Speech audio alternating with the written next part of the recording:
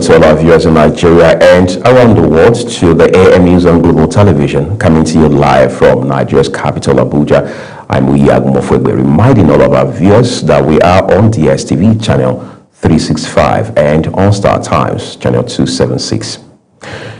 The People's Democratic Party, PDP, has elected its caretaker chairman, Abdulrahman Mohammed, and caretaker secretary, Samuel Ayaw, as its national chairman and secretary at its 2026 elective national convention held in Abuja.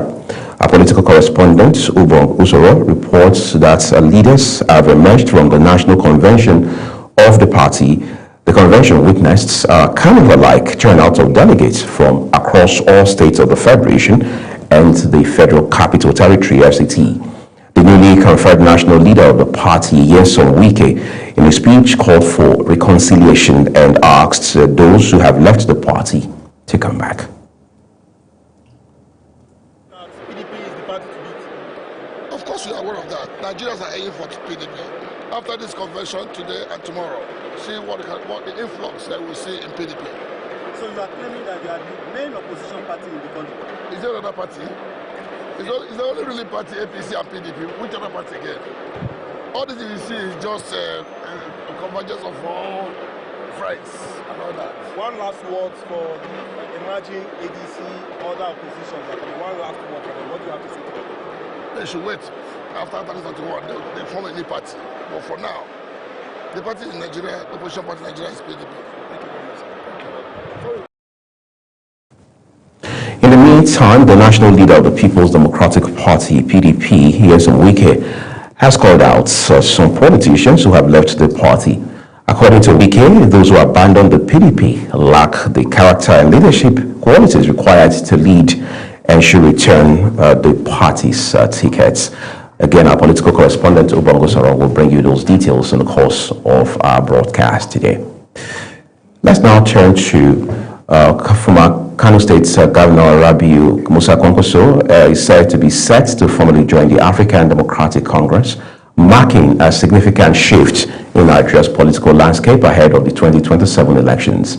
The Kwankwasia movement says the move reflects its commitment to democratic values and has directed supporters nationwide to register with the party and actively participate in its activities. Analysts say the defection could reshape alliances and influence electoral dynamics, particularly in northern Nigeria, where the movement has strong grassroots support. President Bola Tinubu, National Security Advisor Nuhu Ribadu, and Kaduna State Governor Uba Sani have condoled with former Kaduna State Governor Nasir El-Rufai over the death of his mother, Ajia Umar El-Rufai.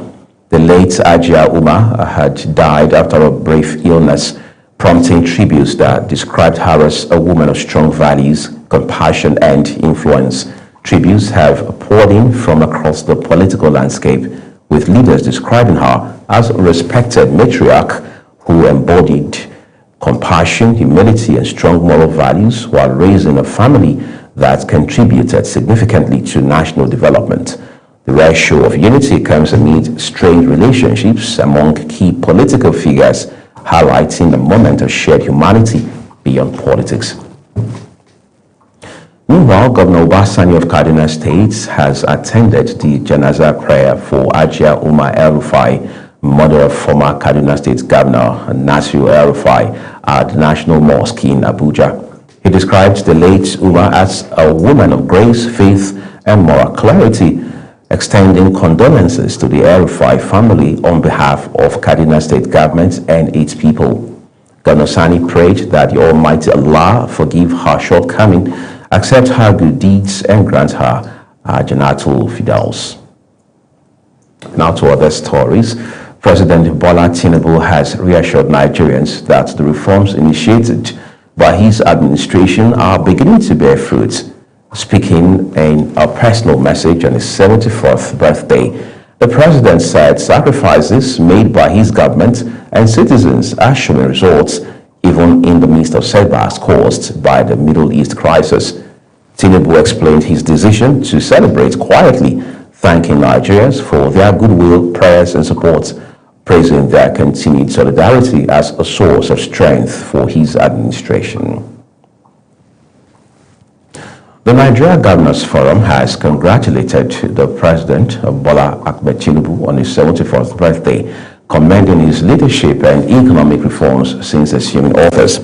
The forum says the administration's policies have boosted revenue generation and supported infrastructure development across states while acknowledging the challenges facing the country.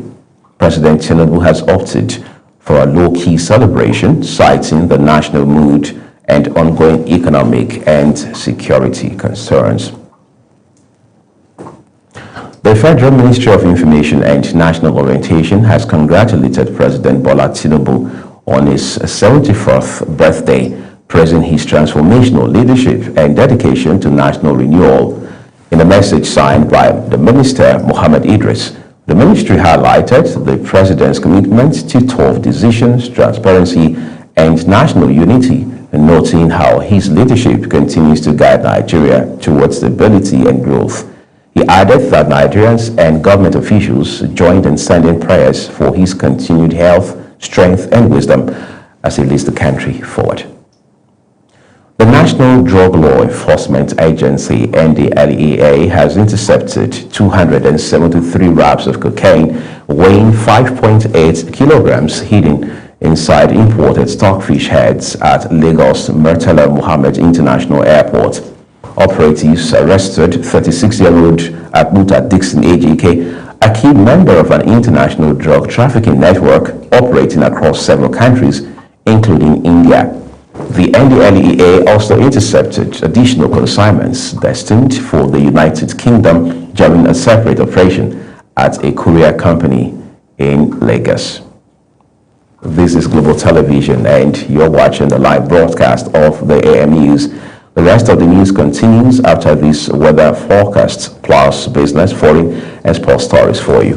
On the other side of this break, please do stay with us. A very warm welcome. Moisture is continuing to push deep inland, especially across the northern region of the country. Now, with rising temperatures and plenty atmospheric energy available, we are seeing increasing chance of convective activities. That means cloud buildup and possible thunderstorms across parts of the central and sections of the north.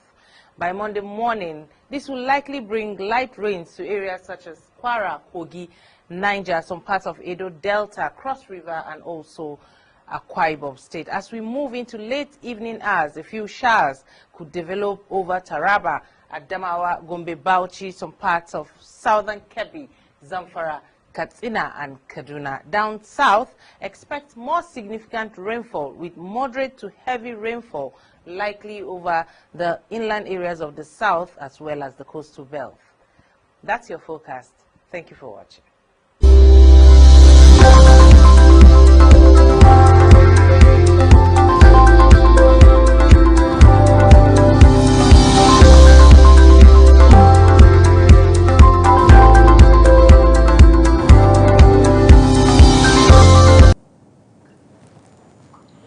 Watching the live broadcast of the AM News here on Global Television. The second part of this broadcast returns with business, where the Central Bank of Nigeria, CBN, has withdrawn 4.11 trillion naira from the financial system within 1 week through aggressive open market operations as part of efforts to control inflation and stabilize the economy.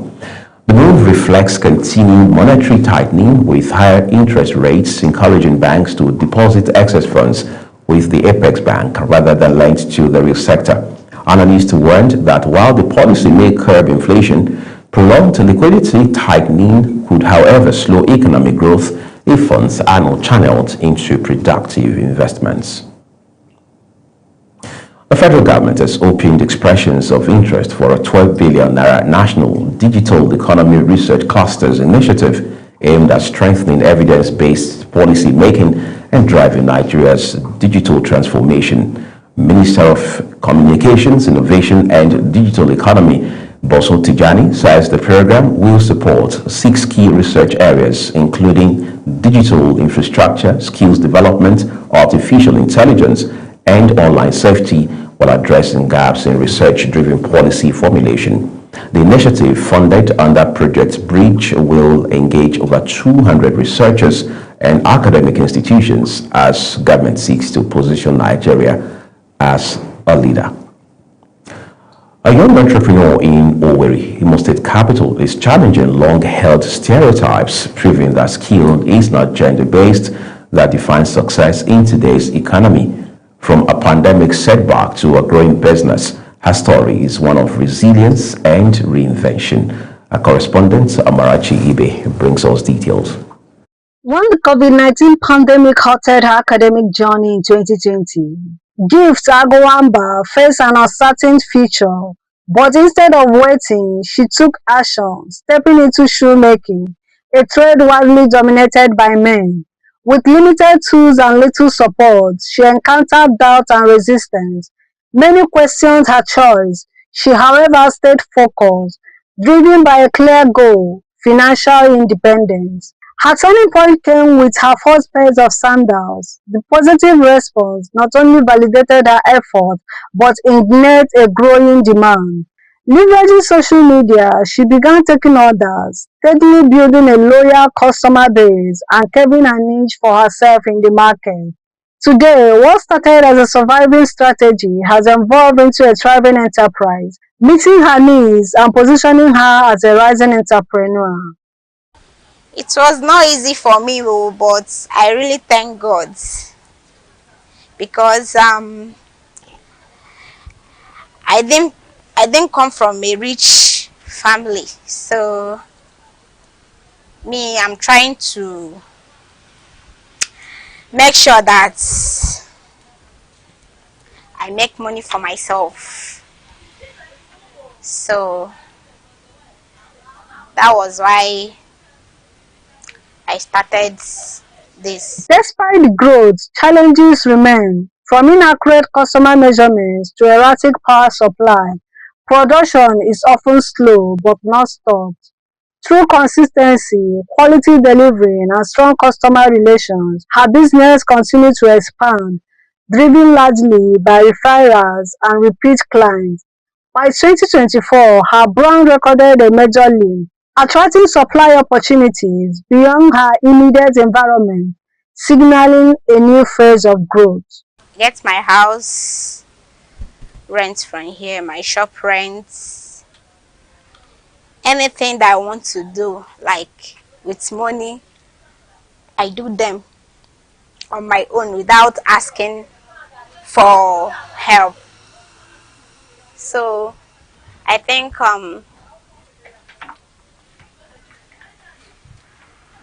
it's really working for me with this job. I thank God for everything. Now, a business owner and a mentor, she's equipping others with the same skills that transform her life. Her story is more than personal success. It is a bold statement. In a changing Nigeria, barriers are breaking, stereotypes are fading, and young people are taking control. And in the hands of determined women like her, the future is not just being imagined, it is being built one step at a time. From Owerri, I'm Amarachi Ibe, reporting for Global TV News.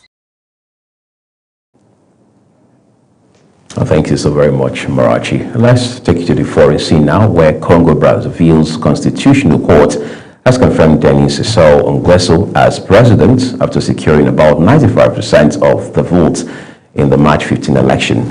Opposition candidates rejected the outcome and sought to nullify the results, but the court dismissed their claims, extending his decades-long rule. The decision reinforces his position as one of Africa's longest-serving leaders, despite ongoing criticism over electoral transparency and governance. And still in Africa, the M23 withdrawal from key positions in the eastern DR Congo is being met with deep skepticism, while residents in North Kivu report saying rebels abandon long-held territory. The group itself is downplaying the shifts, claiming the movements are merely routine tactical rotations rather than a retreat. The group insisted it remains committed to the Doha peace process, but the government in Kinshasa has so far stayed silent. Officials have declined to comment on the maneuvers, leaving it unclear if the rebels are truly pulling back or simply redeploying to new front lines. This lack of clarity comes as the M23 continues to occupy vast areas of the east. Despite the reported movements, the group remains a constant and immediate threat to the strategic hubs of Goma and Bukavu. Thousands of protesters have gathered in Manhattan, New York on No King's Day to voice opposition to President Donald Trump, citing concerns over his leadership, immigration policies, as well as foreign interventions.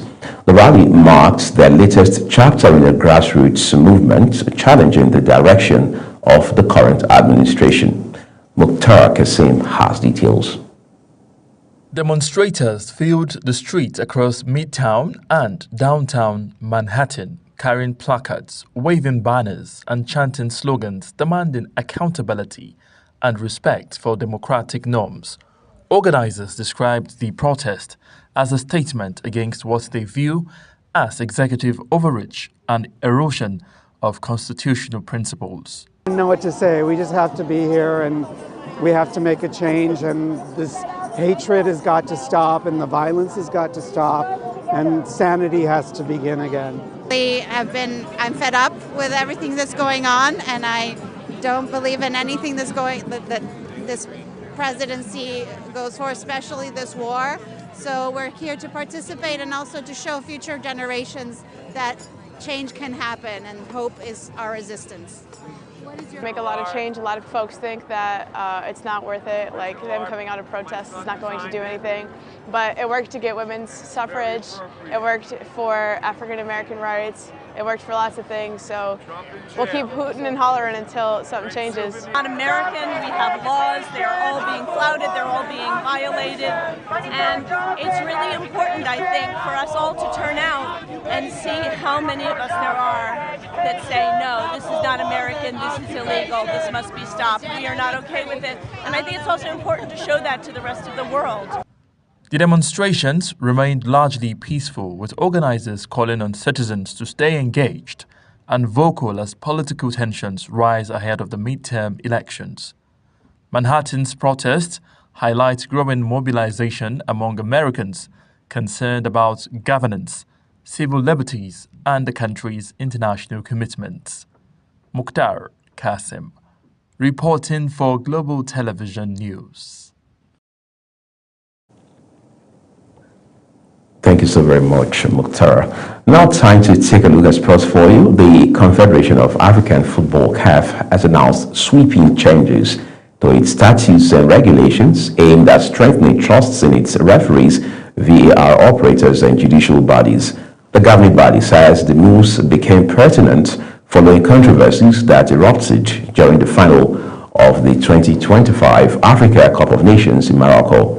In a statement published on its website, the Confederation said the reforms are designed to prevent a repeat of incidents that marred the tournament's finale and restore the respect and credibility of African match officials.